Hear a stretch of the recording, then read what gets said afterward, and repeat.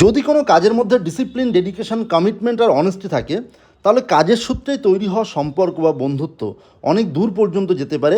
আজকে তার একটা উদাহরণ জানাবো। তার আগে অনেক অনেক ধন্যবাদ আমাদের চ্যানেলটাকে এত ভালোবাসা দেওয়ার জন্য, ভালোবাসায় ভরিয়ে দেওয়ার জন্য। আর আমরা খুব শীঘ্রই 50K ফ্যামিলি হতে চলেছি, তো সবাইকে অগ্রিম শুভেচ্ছা জানাই।